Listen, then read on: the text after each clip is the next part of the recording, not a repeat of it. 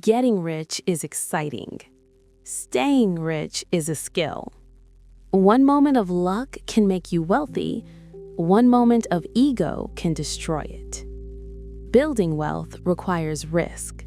Keeping wealth requires discipline. Most people focus on how to win. Very few learn how not to lose. Welcome to Smart Wealth, where we don't just talk about making money, we talk about keeping it.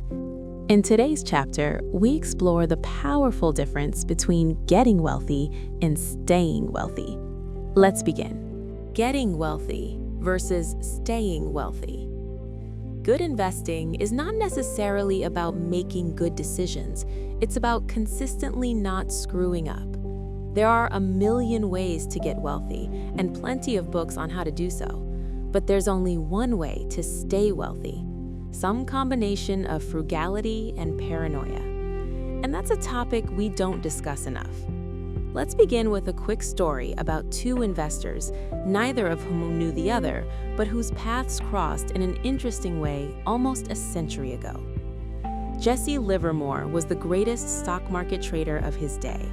Born in 1877, he became a professional trader before most people knew you could do such a thing. By age 30, he was worth the inflation-adjusted equivalent of $100 million. By 1929, Jesse Livermore was already one of the most well-known investors in the world. The stock market crash that year that ushered in the Great Depression cemented his legacy in history. More than a third of the stock market's value was wiped out in an October 1929 week whose days were later named Black Monday, Black Tuesday, and Black Thursday. Livermore's wife, Dorothy, feared the worst when her husband returned home on October 29th. Reports of Wall Street speculators committing suicide were spreading across New York. She and her children greeted Jesse at the door in tears, while her mother was so distraught she hid in another room, screaming. Jesse, according to biographer Tom Rubathon, stood confused for a few moments before realizing what was happening. He then broke the news to his family. In a stroke of genius and luck, he had been short the market, betting stocks would decline. "You mean we are not ruined?" asked Dorothy. "No, darling, I have just had my best ever trading day. We are fabulously rich and can do whatever we like," Jesse said. Dorothy ran to her mother and told her to be quiet. In one day, Jesse Livermore made the equivalent of more than $3 billion. During one of the worst months in the history of the stock market, he became one of the richest men in the world. As Livermore's family celebrated their unfathomable success, another man wandered the streets of New York in desperation. Avraham Germansky was a multimillionaire real estate developer who made a fortune during the roaring 2020s. As the economy boomed, he did what virtually every other successful New Yorker did in the late 1920s, bet heavily on the surging stock market. On October 26, 1929, the New York Times published an article that in 2 paragraphs portrays a tragic ending. Bernard H. Sandler, attorney of 225 Broadway, was asked by Mrs. Abraham Germansky of Mount Vernon to find her husband, missing since Thursday morning. Germansky, who was 50 years old and an East Side real estate operator, was said to be Sandler to have invested heavily in stocks. Sandler said he was told by Mrs. Germansky that a friend saw her husband late Thursday on Wall Street near the stock exchange. According to her informant, her husband was tearing a strip of ticker tape into bits and scattering it on the sidewalk as he walked toward Broadway. And that, as far as we know, was the end of Abraham Germansky. Here we have a contrast.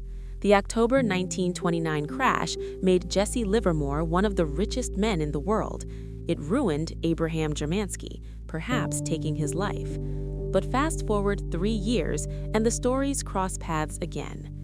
After his 1929 blowout, Livermore, overflowing with confidence, made larger and larger bets. He wound up far over his head in increasing amounts of debt and eventually lost everything in the stock market.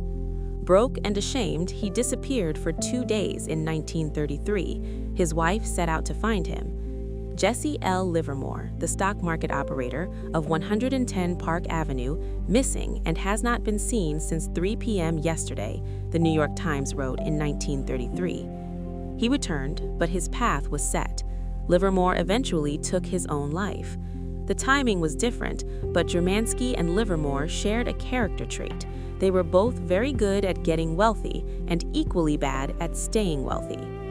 Even if wealthy isn't a word you'd apply to yourself, the lessons from that observation apply to everyone at all income levels. Getting money is one thing, keeping it is another. If I had to summarize money success in a single word, it would be survival. As we'll see in Chapter 6, 40% of companies successful enough to become publicly traded lost effectively all of their value over time. The Forbes 400 list of richest Americans has on average roughly 20% turnover per decade for causes that don't have to do with death or transferring money to another family member. Capitalism is hard, but part of the reason this happens is because getting money and keeping money are two different skills. Getting money requires taking risks, being optimistic, and putting yourself out there. But keeping money requires the opposite of taking risk. It requires humility and fear that what you've made can be taken away from you just as fast. It requires frugality and an acceptance that at least some of what you've made is attributable to luck, so past success can't be relied on to repeat indefinitely. Michael Moritz, the billionaire head of Sequoia Capital, was asked by Charlie Race why Sequoia was so successful. Moritz mentioned longevity, noting that some VC firms succeed for 5 or 10 years, but Sequoia has prospered for 40 decades. Rose asked why that was. Moritz: I think we've always been afraid of going out of business. Rose: really? So it's fear. Only the paranoid survive? Moritz: there's a lot of truth to that. We assume that tomorrow won't be like yesterday. We can't afford to rest on our laurels. We can't be complacent. We can't assume that yesterday's success translates into tomorrow's good fortune. Here again, survival. Not growth or brains or insight. The ability to stick around for a long time without wiping out or being forced to give up is what makes the biggest difference. This should be the cornerstone of your strategy, whether it's in investing or your career or a business you own. There are 2 reasons why a survival mentality is so key with money. One is the obvious: few gains are so great that they're worth wiping yourself out over. The other, as we saw in Chapter 4, is the counterintuitive math of compounding. Compounding only works if you can give an asset years and years to grow. It's like planting oak trees. A year of growth will never show much progress. 10 years can make a meaningful difference, and 50 years can create something absolutely extraordinary.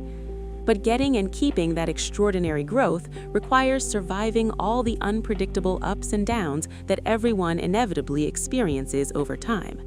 We can spend years trying to figure out how Buffett achieved his investment returns, how he found the best companies, the cheapest stocks, the best managers. That's hard. Less hard, but equally important, is pointing out what he didn't do. He didn't get carried away with debt. He didn't panic and sell during the 14 recessions he's lived through. He didn't sully his business reputation. He didn't attach himself to one strategy, one worldview, or one passing trend.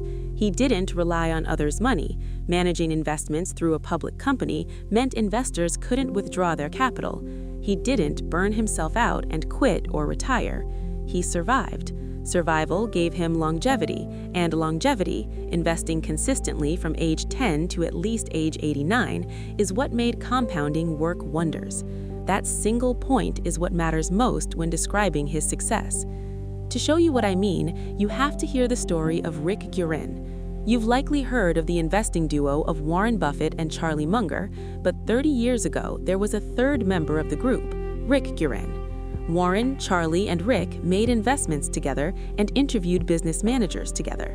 Then Rick kind of disappeared, at least relative to Buffett and Munger's success. Investor Monish Pabrai once asked Buffett what happened to Rick. Pabrai recalled, "Warren said, 'Charlie and I always knew we would become incredibly wealthy. We were not in a hurry to get wealthy, we knew it would happen. Rick was just as smart as us, but he was in a hurry.' What happened was that in the 1973-74 downturn, Rick was levered with margin loans, and the stock market went down almost 70% in those 2 years, so he got margin calls. He sold his Berkshire stock to Warren. Warren actually said, "I bought Rick's stock at under $40 apiece." Rick was forced to sell because he was levered. Charlie, Warren, and Rick were equally skilled at getting wealthy. But Warren and Charlie had the added skill of staying wealthy, which, over time, is the skill that matters most. Nassim Taleb put it this way: having an edge and surviving are two different things. The first requires the second. You need to avoid ruin at all costs. Applying the survival mindset to the real world comes down to appreciating 3 things. 1. More than I want big returns, I want to be financially unbreakable. And if I'm unbreakable, I actually think I'll get the biggest returns because I'll be able to stick around long enough for compounding to work wonders. No one wants to hold cash during a bull market. They want to own assets that go up a lot. You look and feel conservative holding cash during a bull market because you become acutely aware of how much return you're giving up by not owning the good stuff. Say cash earns 1% and stocks return 10% a year. That 9% gap will gnaw at you every day. But if that cash prevents you from having to sell your stocks during a bear market, the actual return you earned on that cash is not 1% a year. It could be many multiples of that, because preventing one desperate, ill-timed stock sale can do more for your lifetime returns than picking dozens of big-time winners. Compounding doesn't rely on earning big returns. Merely good returns, sustained uninterrupted for the longest period of time, especially in times of chaos and havoc, will always win. 2. Planning is important. But the most important part of every plan is to plan on the plan not going according to plan. What's the saying? You plan, God laughs. Financial and investment planning are critical because they let you know whether your current actions are within the realm of reasonable. But few plans of any kind survive their first encounter with the real world. If you're projecting your income, savings rate, and market returns over the next 20 years, think about all the big stuff that's happened in the last 20 years that no one could have foreseen. September 11th, a housing boom and bust that caused nearly 10 million Americans to lose their homes, a financial crisis that caused almost 9 million to lose their jobs, a record-breaking stock market rally that ensued, and a coronavirus that shakes the world as I write this. A plan is only useful if it can survive reality, and a future filled with unknowns is everyone's reality. A good plan doesn't pretend this weren't true. It embraces it and emphasizes room for error. The more you need specific elements of a plan to be true, the more fragile your financial life becomes. If there's enough room for error in your savings rate that you can say, it'd be great if the market returns 8% a year over the next 30 years, but if it only does 4% a year, I'll still be okay, the more valuable your plan becomes. Many bets fail not because they were wrong, but because they were mostly right in a situation that required things to be exactly right. Room for error, often called margin of safety, is one of the most underappreciated forces in finance. It comes in many forms: a frugal budget, flexible thinking, and a loose timeline, anything that lets you live happily with a range of outcomes. It's different from being conservative. Conservative is avoiding a certain level of risk. Margin of safety is raising the odds of success at a given level of risk by increasing your chances of survival. Its magic is that the higher your margin of safety, the smaller your edge needs to be to have a favorable outcome. A barbelled personality, optimistic about the future, but paranoid about what will prevent you from getting to the future, is vital. Optimism is usually defined as a belief that things will go well, but that's incomplete. Sensible optimism is a belief that the odds are in your favor, and over time, things will balance out to a good outcome, even if what happens in between is filled with misery. And in fact, you know it will be filled with misery. You can be optimistic that the long-term growth trajectory is up and to the right, but equally sure that the road between now and then is filled with landmines and always will be. Those two things are not mutually exclusive. The idea that something can gain over the long run while being a basket case in the short run is not intuitive, but it's how a lot of things work in life. By age 20, the average person can lose roughly half of the synaptic connections they had in their brain at age 2, as inefficient and redundant neural pathways are cleared out. But the average 20-year-old is much smarter than the average 2-year-old. Destruction in the face of progress is not only possible, but an efficient way to get rid of excess. Imagine if you were a parent and could see inside your child's brain. Every morning you notice fewer synaptic connections in your kid's head. You would panic. You would say, "This can't be right. There's loss and destruction here. We need an intervention. We need to see a doctor." But you don't. What you are witnessing is the normal path of progress. Economies, markets, and careers often follow a similar path: growth amid loss. Here's how the U.S. economy performed over the last 170 years. But do you know what happened during this period? Where do we begin? 1.3 million Americans died while fighting 9 major wars. Roughly 99.9% of all companies that were created went out of business. 4 U.S. presidents were assassinated. 675,000 Americans died in a single year from a flu pandemic. 30 separate natural disasters killed at least 400 Americans each. 33 recessions lasted a cumulative 48 years. The number of forecasters who predicted any of those recessions rounds to 0. The stock market fell more than 10% from a recent high at least 102 times. Stocks lost a third of their value at least 12 times. Annual inflation exceeded 7% in 20 separate years. The words economic pessimism appeared in newspapers at least 29,000 times. Our standard of living increased 20-fold in these 170 years, but barely a day went by that lacked tangible reasons for pessimism. A mindset that can be paranoid and optimistic at the same time is hard to maintain, because seeing things as black or white takes less effort than accepting nuance. But you need short-term paranoia to keep you alive long enough to exploit long-term optimism. Jesse Livermore figured this out the hard way. He associated good times with the end of bad times. Getting wealthy made him feel like staying wealthy was inevitable and that he was invincible.